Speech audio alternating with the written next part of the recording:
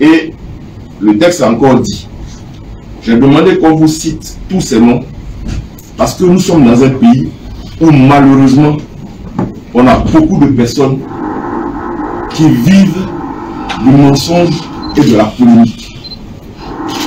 Nous avons entendu des noms, moi j'étais surpris d'entendre des noms, de voir des supputations, des discussions sur des noms qui n'ont jamais candidaté.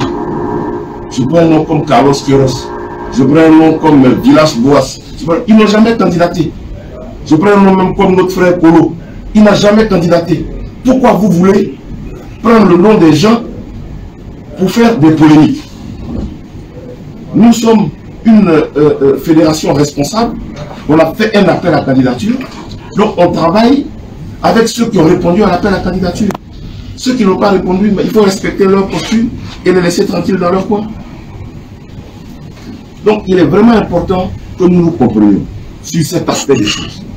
Ceci étant dit, je suis à votre disposition pour les questions. Je souhaite...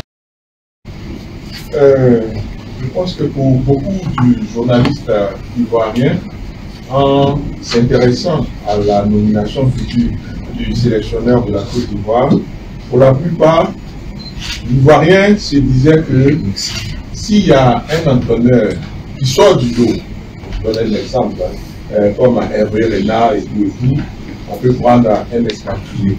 Mais si ce n'est pas un entraîneur qui sort du lot, pourquoi ne pas prendre des sélectionneurs locaux? Et les noms qui revenaient souvent, c'était Kolo Touré, c'était Aïdara Soigno, c'était Jean-Louis François.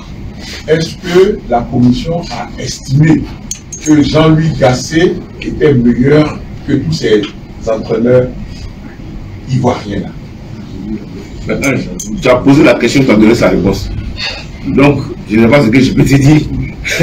La commission a eu des grilles d'évaluation. Toi, Ange, tu prends Jean-Louis Gasset, tu prends son profil, tu prends le profil de ce que tu as indiqué là. Il y a une comparaison.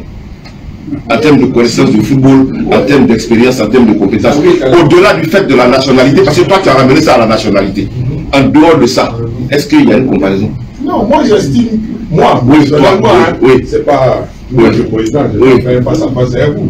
Mais je pense que si on a un entraîneur comme Hervé Renard qui a remporté la CAN avec la Zambie, qui a remporté la CAN avec la Côte d'Ivoire, c'est-à-dire c'est des grands noms. Mais face à des gens comme Gasset, Antonetti et autres, moi, je peux me tromper, moi je ne connais pas le football plus que vous, vous êtes le président, vous maîtrisez le football plus que moi. Mais moi, à mon petit niveau, je pense que des gens, puisque vous avez donné des exemples, vous avez donné l'exemple du Sénégal, où les joueurs sont en Europe, mais le sélectionneur, c'est un Sénégalais. Ce n'est pas le seul exemple. Il y a également l'Algérie. Les joueurs sont en Europe, mais le sélectionneur, c'est un Algérien. Moi, j'estime que quelqu'un comme Kolo Touré, qui a été capitaine des éléphants, qui a été adjoint de Hervé Renard, qui a été adjoint d'Ibrahim Kamara, je pense que par rapport à un Jean-Louis Gasset, pour moi, le choix est vite fait. D'accord. Alors, je vais t'aider à améliorer ta connaissance et tes choix. Premièrement, Kolo n'a pas candidaté. Pourquoi tu parles de quelqu'un qui n'a pas déposé son dossier? Donc, à partir de là, déjà, si c'est Kolo, on le met de côté, il n'y a pas de débat. Donc, lui, on l'enlève de ton analyse. Deuxième chose, tu dis, pour toi, Aïdara Choualio, et puis qui? Tu as donné un autre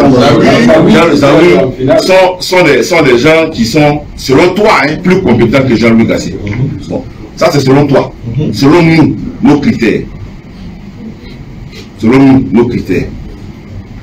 Jean-Louis Gasset répond plus à nos besoins à la date d'aujourd'hui que ces personnes que tu as indiquées. Et je continue. Tu as donné l'exemple de Cissé. Je savais que l'exemple allait sortir. Je me suis documenté parce que je vous connais.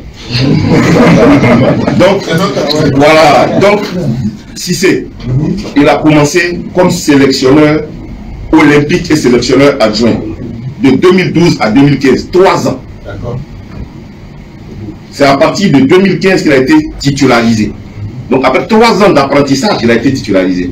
Et c'est au bout de 7 ans, en 2022, qu'il a gagné. Si tu as écouté ce que je t'ai dit, ce que j'ai dit aux Ivoiriens, j'ai dit je prépare l'avenir pour un Ivoirien. Mais la CAN, dans un délai d'1 an, nécessite une équipe commando. Ce qui explique que dans l'appel à candidature, le poste d'adjoint a été réservé à un Ivoirien. C'est-à-dire qu'aucun Européen ne pouvait candidater. Donc tout ce dont tu parles là, s'il m'avait écouté, s'il voulait aller dans un processus, que moi je veux un processus graduel et un processus efficace, ils auraient candidaté.